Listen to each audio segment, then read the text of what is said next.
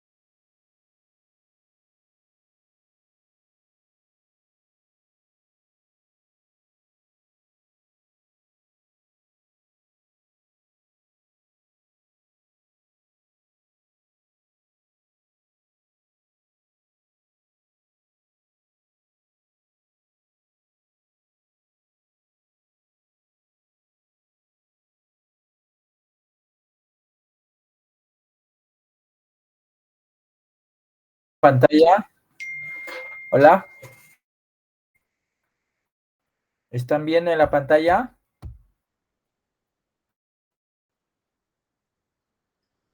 Ok, perfecto. Sí, doctor. Ya, vamos a ver. ¿Ven? Sí, doctor, sí se ve. Ok, perfecto. Entonces, vamos a desarrollar hoy día lo que es patología congénita de la cara, perdón, patología quirúrgica de la cara. La patología quirúrgica de la cara para cirugía plástica lo pueden dividir en una patología quirúrgica de la cara adquirida y otra congénita. Las adquiridas que se producen después del nacimiento hasta el último día de vida de cualquier ser humano o paciente. Dentro de esta patología quirúrgica de la cara, se clasifican de acuerdo a su etiología. Una de las más frecuentes, las postraumáticas. ¿Ok? Las otras es postquirúrgicas y generalmente las postquirúrgicas están asociadas a las patologías quirúrgicas post recesiones de cáncer. O sea, los defectos post quirúrgicos oncológicos, ¿ok? ¿Ya? Y otra patología quirúrgica de la cara son las patologías quirúrgicas asociadas a las quemaduras, o sea, traumas térmicos, ¿ok? Ya ustedes saben y han desarrollado quemaduras, cómo se soluciona esta patología quirúrgica de la cara asociada a los traumas térmicos, que vienen a ser las quemaduras. Ya saben qué hacer en una quemadura. La cara es una área muy vascularizada, una piel muy delgada, y en la cara se encuentra una de las pieles más delgadas del cuerpo humano, que es la piel palpebral. Entonces, además es una cara que rica en folículos pilosos y glándulas sebáceas, especialmente en la nariz. ¿Ok? ¿Me escuchan? Hola. Sí se escucha, doctor. Sí se escucha. Sí, doctor. Perfecto.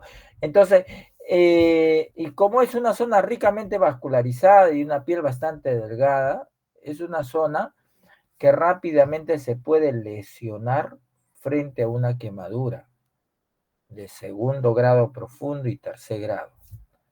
Y las secuelas que pueda dejar estas quemaduras son graves.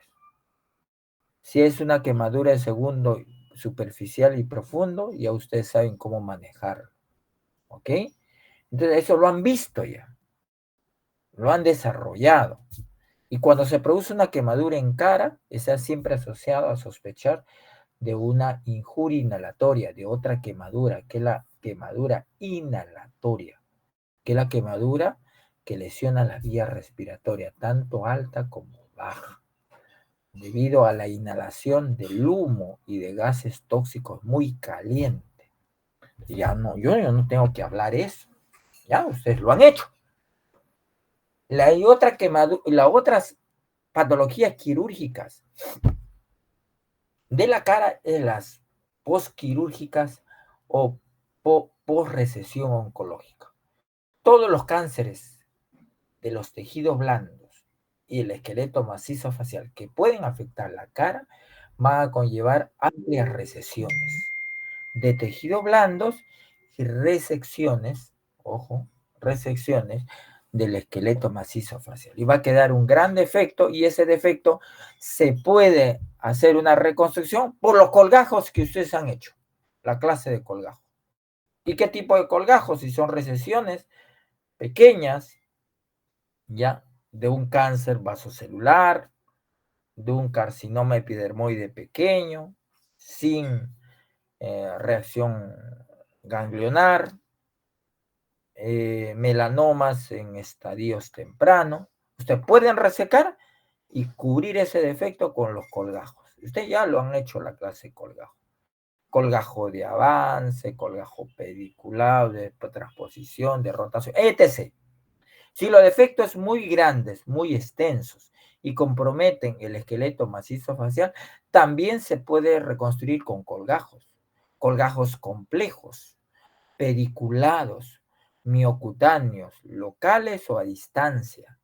O puede reconstruirse mediante colgajos libres, tejidos tomados de distancia y llevados a un vaso receptor muy cercano adyacente al defecto, conectar ese tejido y cubrir ese defecto.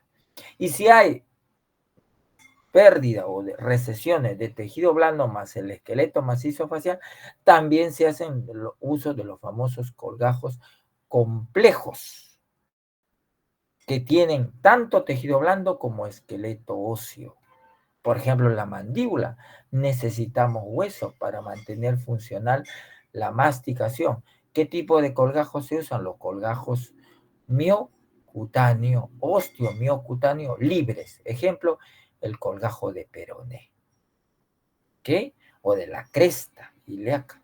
Ya lo han desarrollado y yo no voy a tener que desarrollar. ¿Ya? Y la otra patología es la patología quirúrgica de la cara congénita.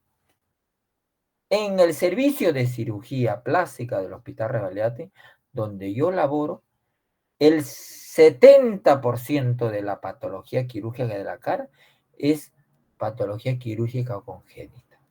Casi nosotros no hacemos mucho quemaduras, no hacemos defectos por recesiones de cáncer, porque eso a veces lo manejan en cabeza y cuello o en las unidades de quemado como en el almenar. Pero sí, el 70% de la patología quirúrgica de la cara en el servicio de cirugía plástica está en el servicio, en la unidad de cirugía plástica pediátrica. O sea, la patología quirúrgica asociada a malformaciones congénitas. ¿Ok? ¿Ya se ubicaron? La subespecialidad de cirugía plástica pediátrica, cirugía plástica y reconstructiva, es una especialidad muy general, muy amplia. Hay subespecialidades como la cirugía plástica pediátrica, como cirugía estética, ¿ok? Como cirugía de mano y extremidades, como microcirugía, otra subespecialidad que está apareciendo es la cirugía de transformismo. Estos cirujanos plásticos pediátricos, después de 4 a 5 años de cirugía plástica general, hacen 2 a 3 años fuera del país formación de cirugía plástica pediátrica, porque en nuestro país no existe la subespecialidad. En nuestro servicio tenemos ese honor, esa bendición de contar con una cirujana plástica pediátrica escolarizada, formada en Estados Unidos, ¿ok? Y que hace cirugía plástica pediátrica, hace patología quirúrgica de la cara. Entonces, vamos a enfocarnos ya a las malformaciones congénitas de la cara. Hola, ¿ya se ubicaron? Hola, ¿me escuchan? Perfecto. Entonces, vamos a hablar sobre las malformaciones congénitas de la cara. Generalmente todas estas malformaciones congénitas de la cara o craneofaciales, en el Perú el 90% se hace al momento del nacimiento. En otros lugares del mundo casi es un 50% se hace en la etapa del embarazo y el otro 50% en el momento del nacimiento. ¿Por qué, doctor? Porque en otros lugares del mundo, el primer mundo, existe un buen programa de control de salud materno infantil o salud materno madre gestante, donde existen profesionales especializados, centros con referencias muy eficaces que hacen que una madre en el mes correspondiente se le haga un estudio de morfología fetal adecuadamente y determinando en intraútero las malformaciones craneofaciales. La gran mayoría de las malformaciones craneofaciales en el Perú se diagnostican al momento del nacimiento. Esa es nuestra realidad y probablemente se empeore esta realidad. ¿Ok? Por lo tanto, ustedes, como futuros médicos generales, según comienzo, internistas, cuando vean a un recién nacido, por favor, siempre piensen que pueden diagnosticar una malformación congénita. Especialmente enfóquese en las malformaciones craneofaciales, porque dentro de las malformaciones congénitas más frecuentes, las craneofaciales ocupan el tercer lugar. O sea, es frecuente. ¿Ok? Estas malformaciones craneofaciales o de la cara se afectan básicamente los tejidos blandos y el esqueleto del macizo facial. Por lo tanto, afecta la cara. Ustedes saben que la cara o esplenocráneo lo vamos a dividir en un tercio por encima de la ceja, en un tercio por encima del labio y entre la ceja, y un tercio por debajo del labio y por encima del mentón. El tercio superior de la frente es un tercio compartido con el cráneo, con el neurocráneo, porque forma parte de la pared anterior de la fosa anterior del cráneo, que ocupa, ¿qué cosa? El encéfalo anterior, el cerebro, el lóbulo frontal está en ese tercio superior, en el neurocráneo. En cambio, los 2 tercios inferiores viene a ser el esplenocráneo, específicamente la cara, donde se encuentran tejidos blandos y todos los órganos de los sentidos. ¿En dónde? Formando fosas, muchachos. La fosa orbitaria, la fosa nasal y la fosa oral. ¿Ok? Entonces, las malformaciones craneofaciales afectan la cara y por ende también la cabeza. ¿Ok? O lo que le acabo. También pueden afectar el cuello, el tercio superior del cuello, que viene a ser la zona submandibular, submentoniana y a nivel del ángulo cérvico mandibular o cérvico facial. ¿Ok? ¿Cómo lo clasificamos las malformaciones congénitas de la cara? En fisuras craneofaciales. Dentro de las fisuras craneofaciales están las fisuras labiopalatinas, que son las malformaciones más frecuentes. Las displasias craneofaciales, poco, escaso o ausencia de desarrollo, tanto de tejido blando como de tejidos. Y la craniosinostosis viene a ser la osificación prematura muy temprana en los primeros meses de las fontanelas del cráneo, la fontanela anterior y las laterales, las pterigoideas. Por lo tanto, el cráneo, el neurocráneo, la caja craneana deja de crecer. y genera un enorme problema. ¿Por qué les recalco el primer arco branquial? Porque el primer arco branquial, ¿okay? El arcos y la hendidura branquial están relacionadas con el origen embrionario del tercio inferior de la cara y del cuello. El tercio inferior de la cara, todos esos elementos embrionarios que van a ser utilizados para formar el tercio inferior de la cara y parte del tercio superior del cuello, provienen del primer arco branquial. Va a proporcionar tanto los tejidos blandos como la estructura ósea. ¿Ok? Perfecto. Y entramos dentro de la patología quirúrgica más frecuente de la cara, hemos dicho, las malformaciones congénitas de la cara. Y dentro de las malformaciones congénitas de la cara, las más frecuentes son las fisuras craneofaciales. Y dentro de las fisuras craneofaciales, muchachos, la más frecuente por su prevalencia y prevalencia es la fisura labiopalatina.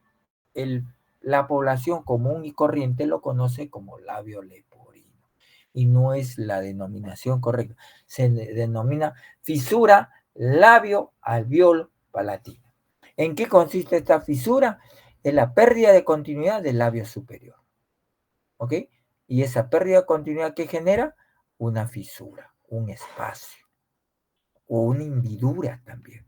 Pueden ser unilaterales, bilaterales, vean, se ha fragmentado el labio, por lo tanto también vean ustedes acá, el alvéolo también está fisurado, fisura labio-alveolar. ¿Ven?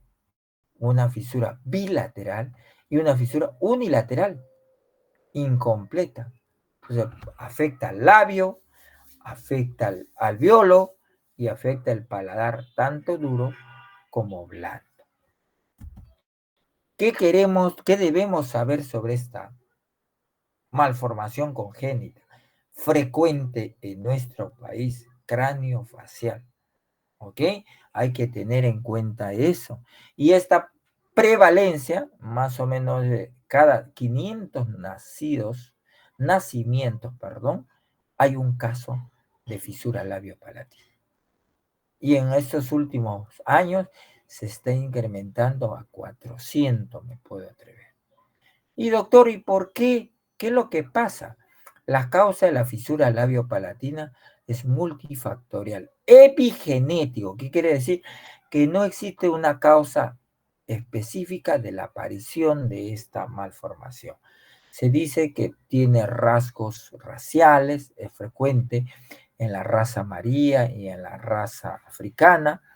Nosotros tenemos toda la sangre, por lo tanto, este mestizaje ha hecho que nosotros tengamos mucha prevalencia de fisura.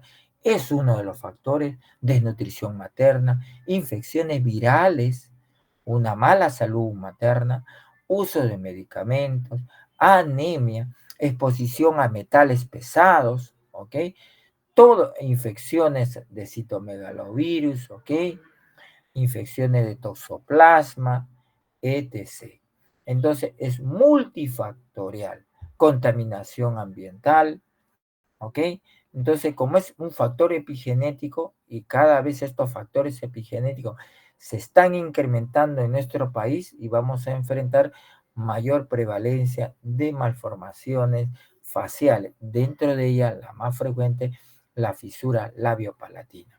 Por lo tanto, si ustedes van a atender entre 400 y 500 partos nacidos vivos, van a encontrar una fisura labiopalatina. ¿Ok? Ahora, genera un trauma. Para ustedes encontrar un niño con fisura labiopalatina al momento del parto, aborda, fisura. Comunicar eso a la familia genera un gran impacto. A la madre, a los padres y al entorno familiar. Es una gran catástrofe. Familia no preparada, entra en depresión, inclusive el niño percibe eso, se trastorna su desarrollo, etc. Pero en los lugares de primer mundo, solamente aquí en Chile, casi el 70-80% de las fisuras labiopalatinas se hace diagnóstico intraútero durante la gestación. Entre las 20 y 22 semanas se puede hacer una buena ecografía morfológica facial y hacer diagnóstico. En ese lugar existe un programa muy estricto, madre, bebé, feto, niño, donde existe una gran cantidad de ecografistas expertos en hacer diagnóstico de malformaciones craneofaciales. En nuestro país, ¿tienen que ir a dónde? ¿A la maternidad? ¿O al Hospital Revaliati? ¿O a la San Bartolomé? Mientras que no hay expertos para hacer diagnóstico en Iquitos, en Huancayo, en Huánuco, tenemos 35 millones. No hay una preocupación por formar recurso humano altamente especializado. En la privada probablemente encuentre, pero eso no es salud pública. Tenlo por seguro, muchachos, que esto se va a empeorar. Ya no es que sea un adivino, pero probablemente sí. ¿Ok? Entonces, un diagnóstico intraútero podría ayudar a reducir el impacto negativo psicoemocional de los padres al momento del nacimiento. Muchachos, quien quiera hacer un trabajo de investigación, todo esto es información fuera del país. ¿Por qué no hacen un trabajo prospectivo de aquellas madres que tienen niños con fisura labiopalatina? En el Hospital Revalete hay como 500 niños con fisura labiopalatina. ¿Ok? A ver si esas madres, cuál fue su impacto psicoemocional al nacimiento al recibir la noticia de que su niño tiene una fisura labiopalatina. En psicología y en psiquiatría hay una serie de tablas que pueden ser insertadas en una hoja de encuesta y tranquilamente sale un lindo trabajo de investigación. Nadie se ha hecho eso. Y ustedes pueden decir, fomentar dentro de las recomendaciones, implementar centros de ayuda diagnóstica gráfica de morfología fetal expertos para hacer diagnóstico de esta malformación, ya que tus resultados son estadísticamente significativos. Bueno, por lo menos hicieron, lo pondrán ahí en un rincón su trabajo hasta que venga gente muy lúcida, muy inteligente, preocupada por la salud pública y empiece a despolvorear esos lindos trabajos que ustedes pueden hacer. ¿Qué es lo que deben saber sobre la fisura labiopalatina? Médicos generales se van a ir al SERUM.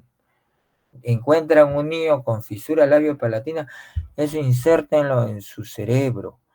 Ese niño, antes de los 3 meses, debe ser operado de su labio para organizar, no solamente para la mastigación, para el habla, sino mejorar su estado nutricional. Y lo que deben saber, que esos niños que tienen fisura palatina deben operarse al año y antes de los 18 meses. Porque ellos necesitan, antes del año y 18 meses, tener su aparato fonológico íntegro para empezar a organizar su lenguaje. Y ellos van a hablar conforme se escuchan, porque conforme pronuncian palabras, el cerebro a través del sistema auditivo en el área de Broca va a impregnar su estilo y su forma de lenguaje, su sonido, su naturaleza fonológica. Si estos niños no son operados en ese tiempo o pasado ese tiempo, no van a tener organizado su aparato fonológico y por lo tanto, ¿qué van a tener? Un estigma en el habla, que se conoce como el habla oronasal. Y la gente, ¿cómo lo conoce? Muchachos, hola, hago una pregunta. La gente, ¿cómo los llama aquellos niños o personas que tienen un habla estigmatizada con fisura labiopalatina, que no lo operaron adecuadamente o no lo operaron, no le hicieron rehabilitación? ¿Cómo lo llama la gente? ¿Cómo le hacen el bullying? Labio leporino, erróneamente le dicen, doctor. Pero ¿cómo lo llaman cuando hablan? Y le dicen, ah, no, ese tiene fisura labiopalatina o secuela de fisura labiopalatina. Le insultan en el colegio o en su trabajo. Mira, ahí viene el ñaca ñaca. ¿Sí o no? Sí, Hola. sí, doctor. ¿Cómo, doctor. debía tener eso, esas cosas, y cada vez se está incrementando, o sea, no sé, o sea, hay una enorme preocupación de la salud pública, mientras ustedes escuchan a las autoridades hablando de 5 pies al gato y no se preocupan de estas cosas, ¿no, muchachos? Entonces, preocupante lo que nos pasa, pero no se echen para atrás, ustedes por lo menos hagan el diagnóstico. Doctor, en mi serum encontré un niño de 10 meses. ¿Qué es lo que hizo? Le hice la referencia, luché, viajé, me comuniqué con el hospital del niño, o si estaba asegurado, llegué al hospital Revaleta y se operó a los 13 meses. Yo le voy a decir, ese niño te va a agradecer toda su vida. Para eso, no sean para especialistas, para que tengan conceptos prácticos para que los ayude. Y tienen que entender de que este manejo es multidisciplinario. ¿Qué significa?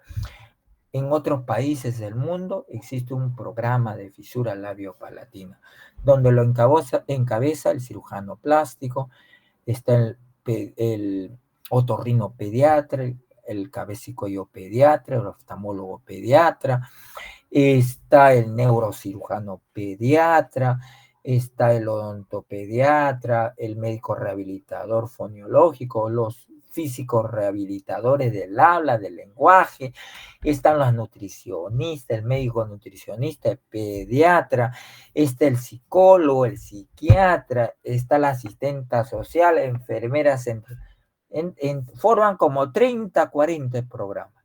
Y un recurso altamente capacitado que lo programan constantemente, capacitaciones tanto locales como externas.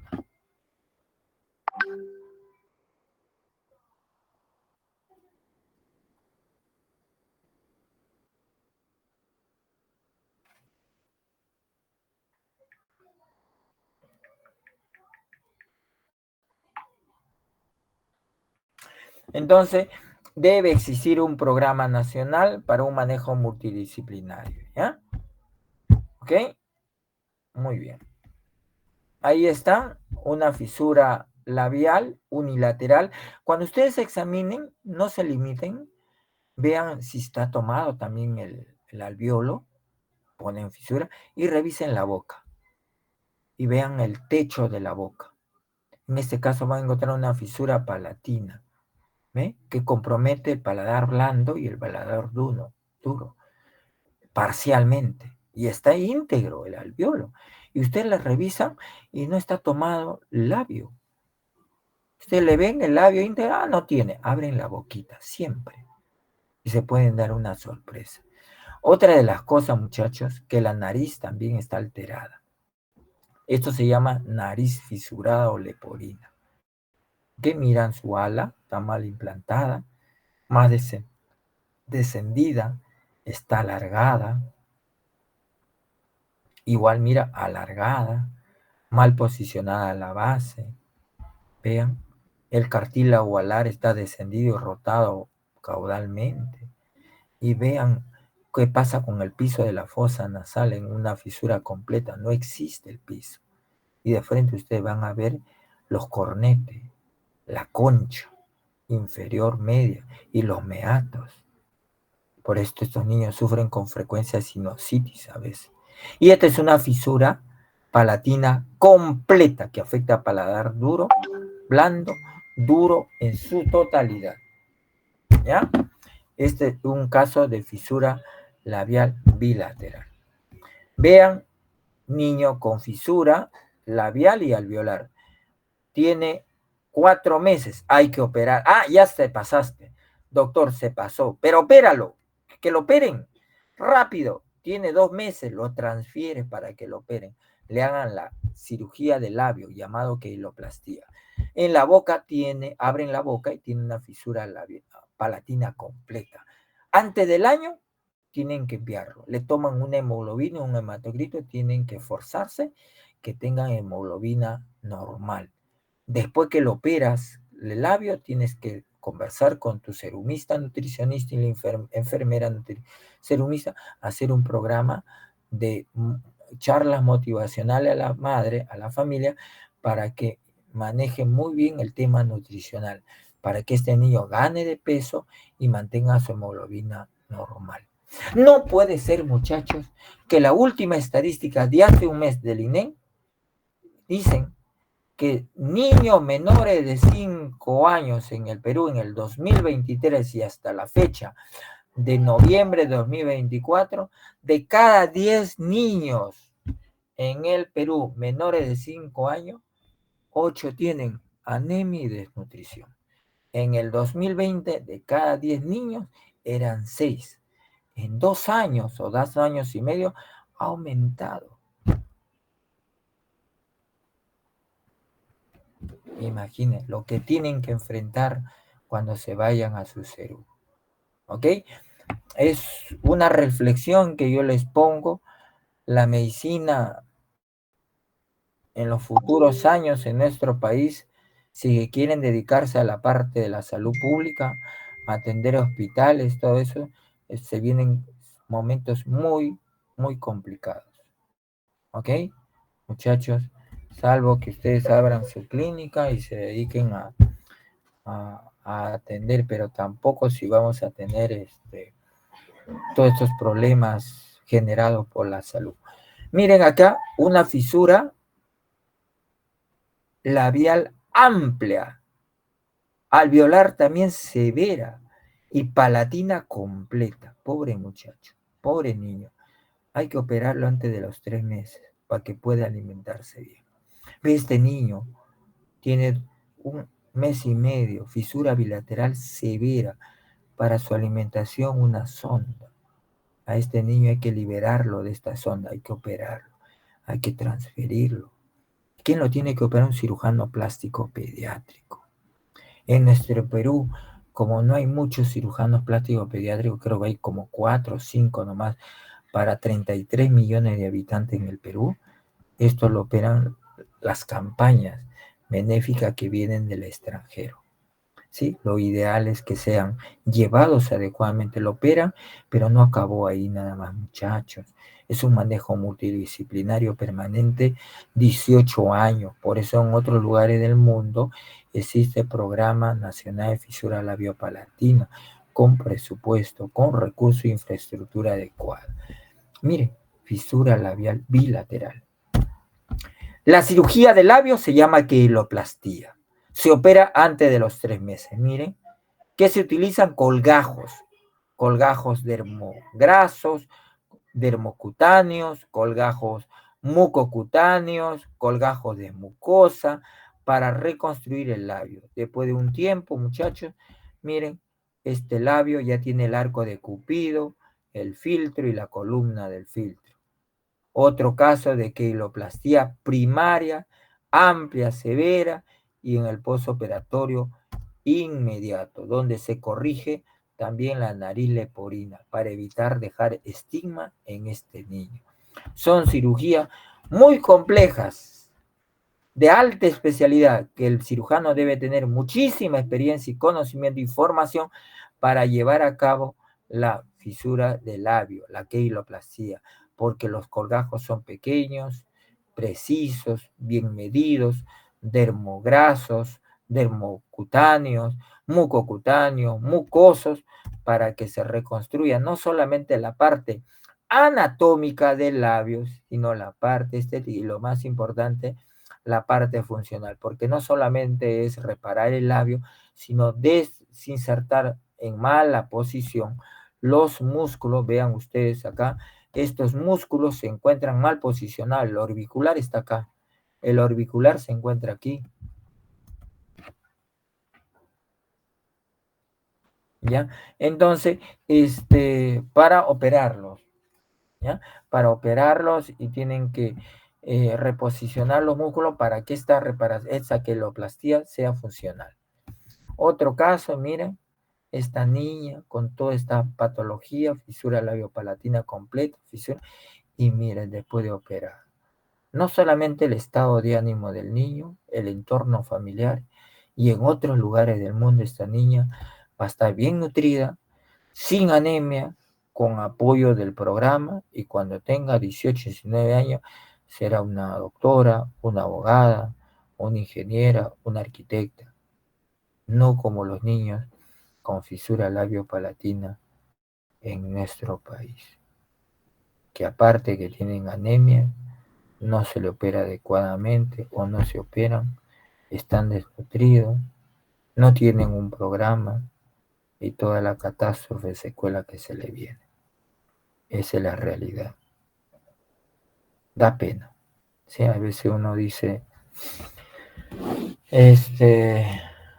hay que tener muchísima sensibilidad, muchísimo corazón para dedicarse a la cirugía plástica pediátrica en nuestro país. En otros lugares del mundo son altísimamente reconocidos, no solamente por su sociedad, sino también por los gobiernos, porque se le da no solamente al cirujano plástico pediátrico las condiciones de vida para él, su familia, en remuneraciones, en calidad de vida, para que haga su trabajo espléndidamente. Aquí en nuestro país un cirujano plástico pediátrico solamente se dedica a trabajar en la parte privada, hospitalaria, porque en la privada la gran mayoría de estos niños son pobres. Por lo tanto, yo admiro el trabajo de ella, porque tiene que tener una labor muy, muy humana y altruista, donde la sociedad y las autoridades no le dan el reconocimiento. Por eso, en nuestro país hay una escasez muy grande y terrible de cirujanos plásticos pediátricos. Todos los cirujanos plásticos que acaban en estos 4 o 5 años se dedican a la cirugía estética. Ese es lo que pasa en nuestro país. ¿Sí? Muy bien. Otra malformación es la genesia unilateral de la mandíbula. Esa es la hipoplasia. Vean ustedes aquí un contorno adecuado y acá hay hipoplasia. Mandibular, unilateral frecuentemente. Hay hipoplasia malar también. Y se tiene que hacer un diagnóstico cuando ustedes evalúen bien alguna asimetría facial, indíquenla en una tomografía del macizo facial. La microgenia también es una malformación congénita que se caracteriza por un poco escaso desarrollo de la mandíbula. Los problemas que genera en algunos casos severos puede comprometer problemas respiratorios, pero más es un problema en la salud oral. Vean esta niña que tiene una microgenia leve o moderada, que tiene una mala oclusión dentaria. Para mejorar su salud oral se tuvo que hacer una cirugía de microgenia. ¿Cómo?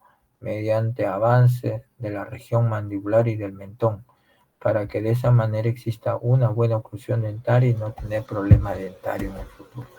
Esta niña de 17, 18 años, una microgenia moderada severa con problemas de la salud oral, se le hizo un tratamiento de avance, más osteotomía, más mini placa de la zona mentoniana, proporcionándose una zona de mentón y corrigiendo todos los problemas dentarios. Y a su vez también mejorando en esta niña, ¿qué cosa? El perfil mucho más armónico. ¿Por qué? Porque si ustedes trazan una línea del labio superior en forma vertical, el mentón en una mujer debe estar topar o rozar esa línea o 1 milímetro posterior. En el varón pasa 1 o 2 milímetros por delante. Si ustedes trazan esta línea, mira, prácticamente rosa, adecuadamente, armónico, y se le mejora la salud, pero también mejora estéticamente su perfil. El síndrome de primer arco branquial o el síndrome de Goldenham también se le conoce.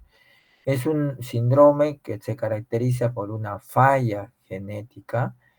Esta falla genética va a afectar al primer y segundo arco branquial, pero básicamente al segundo arco branquial, y por lo tanto va a comprometer el tercio inferior de la cara, produciendo problemas a nivel de la mandíbula, a nivel de la boca y a nivel de los oídos. En caso más severo puede comprometer el tercio superior del cuello y la parte posterior del cuello, que estamos hablando de la zona cervical. ¿Ok? Este es el síndrome de Goldenham o primer arco branquial. ¿Por qué se caracteriza?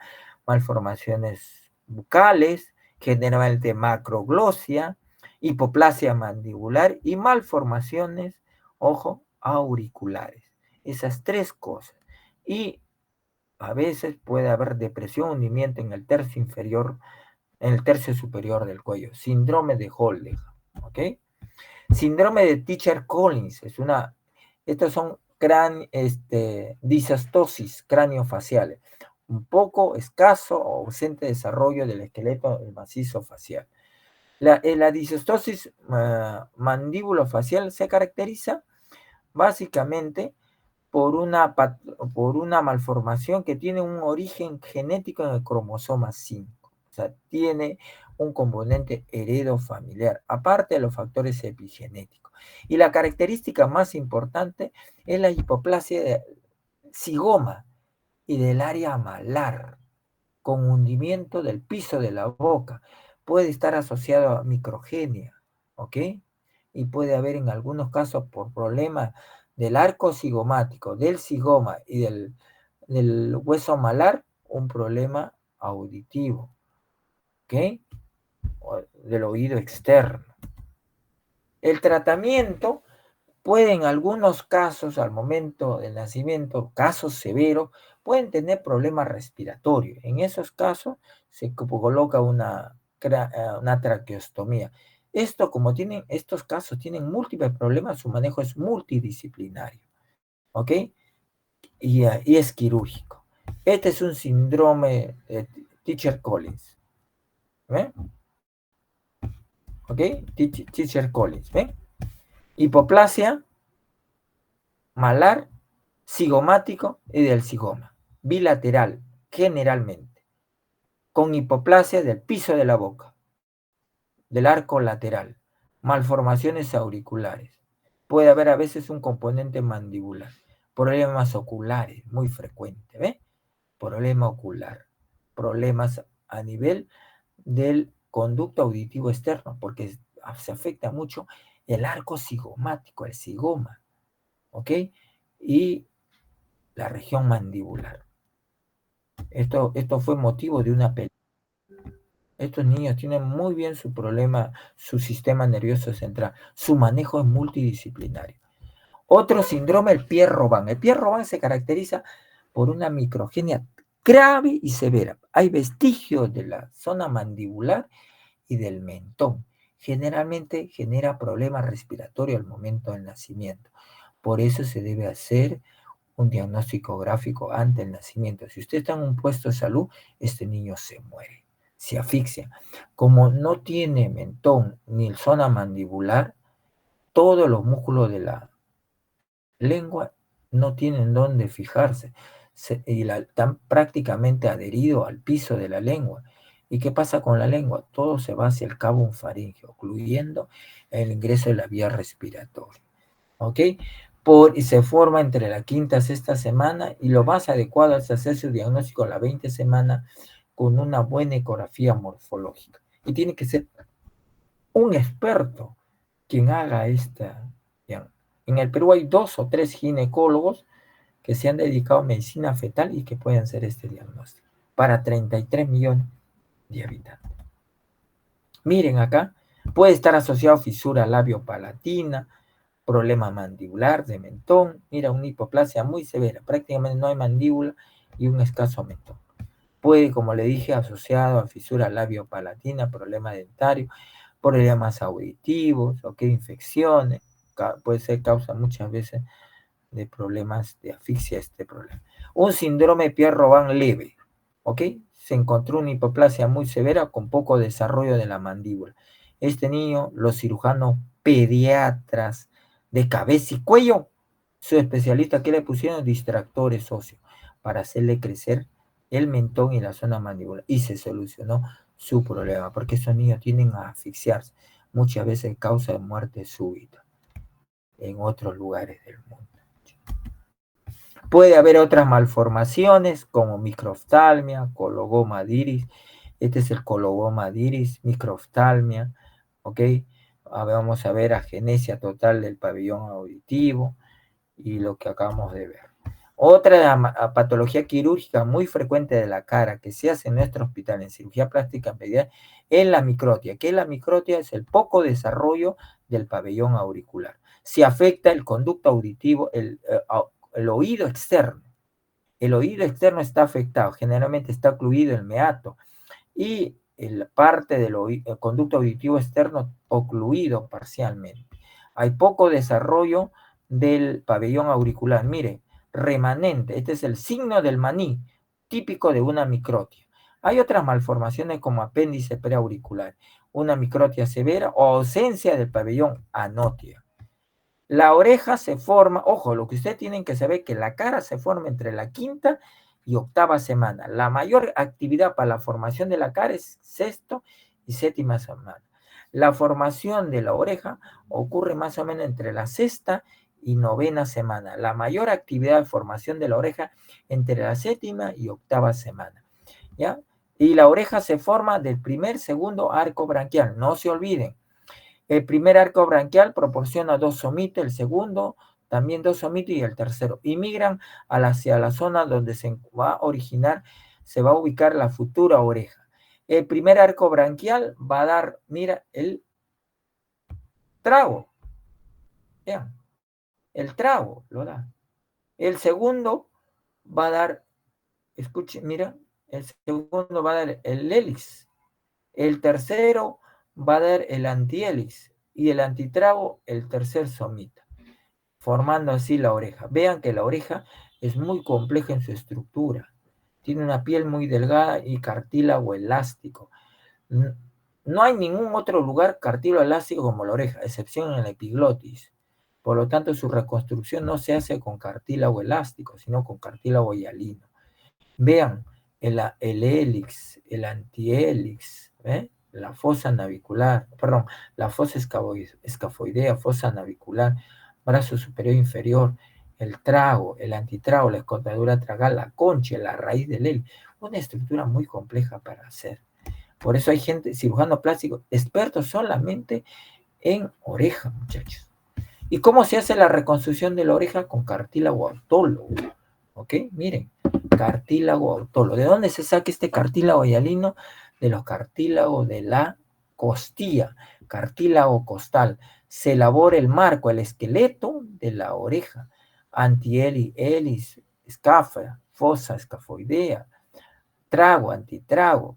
Se retira estos cartílagos remanentes y se inserta el nuevo esqueleto.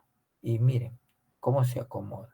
Reconstrucción muy joven. Y en un segundo tiempo se recrea el surco retroauricular con injerto de piel, previa movilización e injerto de fascia, para que la chica o el chico pueda colocarse su lente. Una maravilla, una reconstrucción muy compleja. El cirujano plástico tiene que ser muy entrenado, súper especialista. Casi en el Perú no lo hay. Otra malformación congénita son los apéndices auriculares. Se deben retirar antes que el niño vaya a la cuna o al jardín. ¿Ok? Y otra malformación son las fístulas preauriculares.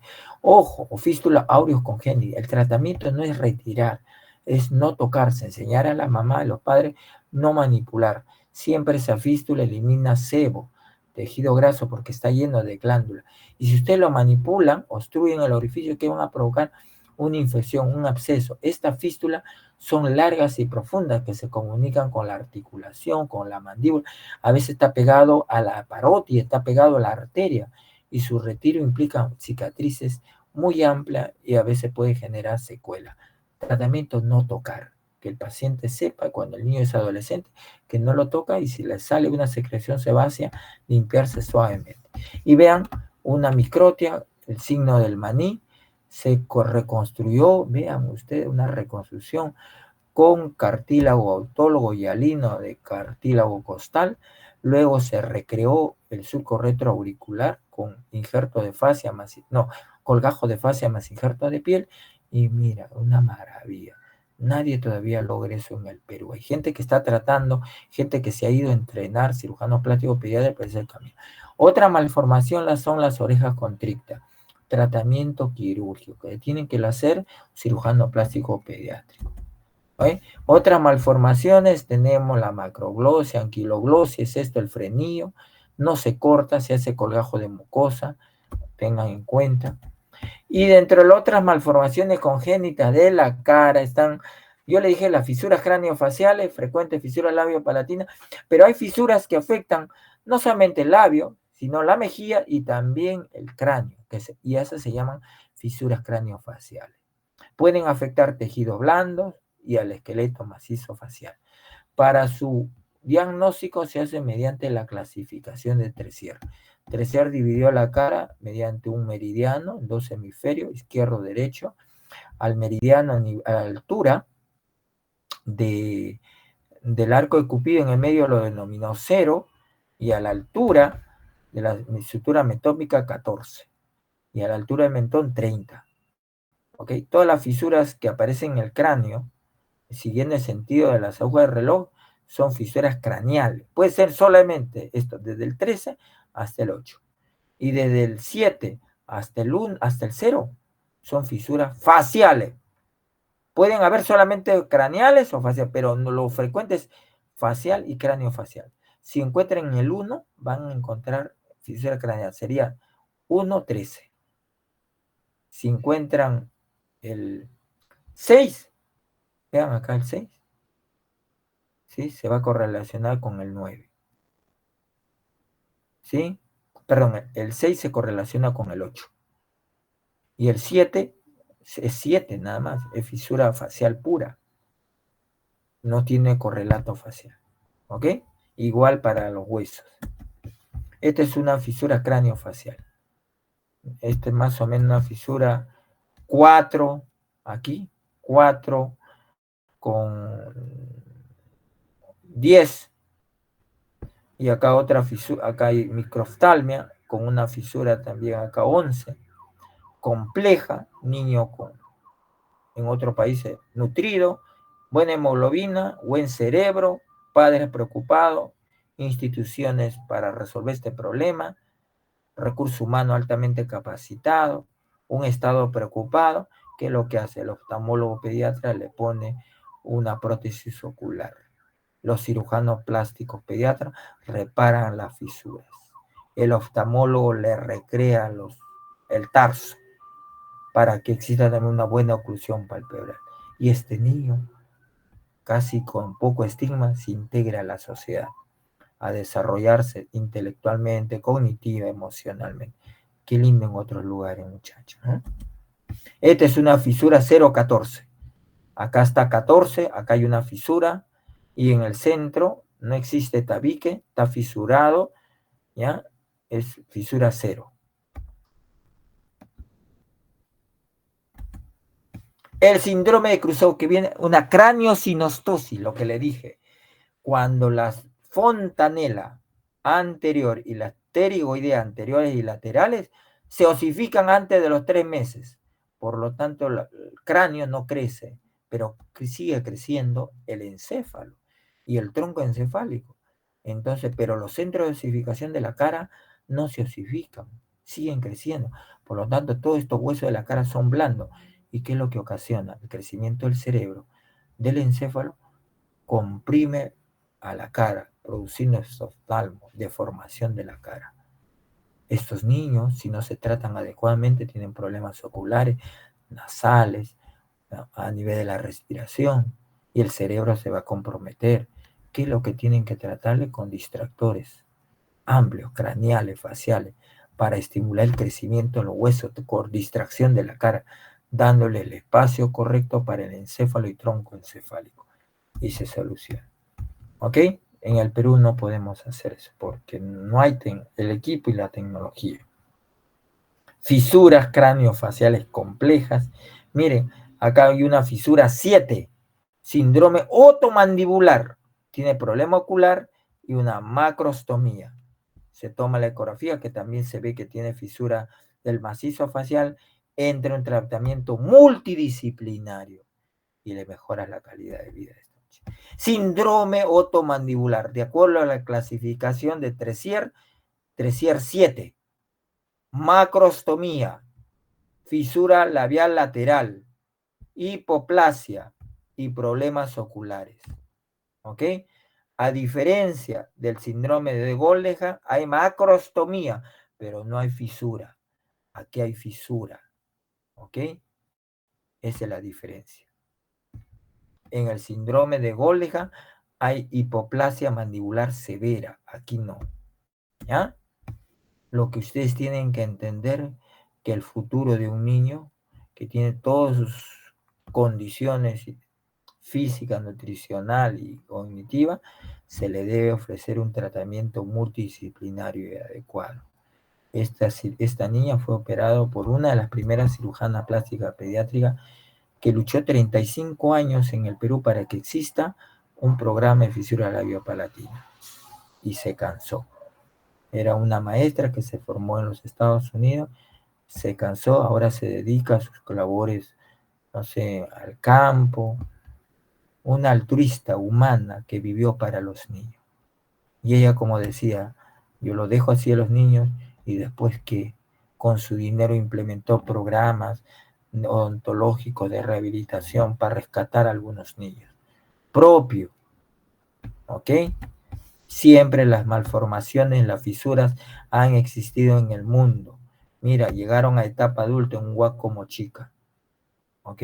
Se puede hacer diagnóstico temprano con gente entrenada, infraestructura, centro especializado, para preparar a la familia y para preparar al recurso humano para afrontar estos niños, para un tratamiento adecuado y mejorar calidad de vida, porque son personas, son niños, seres humanos, que se merecen, de acuerdo a la Constitución, una salud adecuada física, emocional y mental. El equipo es multidisciplinario, centros especializados, recurso humano múltiple, entrenado, mejor considerado, cirujana pediatra, otorrino, más, todo lo que le he mencionado.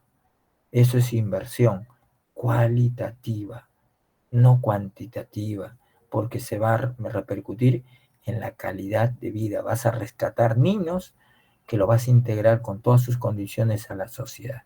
Algún día, muchachos, esperemos. Muchas gracias. ¿Alguna pregunta? ¿Hola?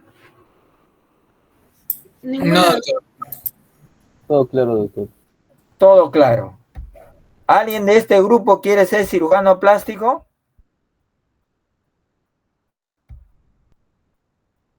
¿Hola? Parece que aún hay dudas, doctor, todavía no. Sí, es una especialidad de que tengan que entender ustedes, que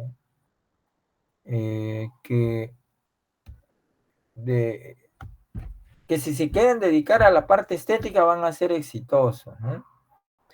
Pero si quieren ayudar a las personas, yo a veces he entrado en conflictos y digo, me he preparado como 18 años para, para hacer un blefaroplastía, y yo me he preparado tanto como cirujano plástico probablemente para servir a muchas personas que necesitan de la cirugía plástica. Pero el sistema, como está ahora en este momento, me obliga, ¿no? O sea, yo sigo sirviendo, sigo ayudando. ¿Quién estuvo en mi grupo en la mañana? ¿Quién estuvo? Hola, Sí, doctor, yo. ¿cómo te llamas? Zapata, Alison Zapata. Mira, Alinson, los que estuvieron hoy día en la mañana, yo he querido que ellos se lleven un mensaje. Un paciente que tenía un carcinoma vasocelular, un cáncer. Mira todo el proceso que significó y la preocupación. Hicimos dermatoscopía, marcamos los márgenes, dimos los márgenes de seguridad. Ese señor preocupado por el cáncer, preocupado por lo que se le iba a dejar una cicatriz inmensa.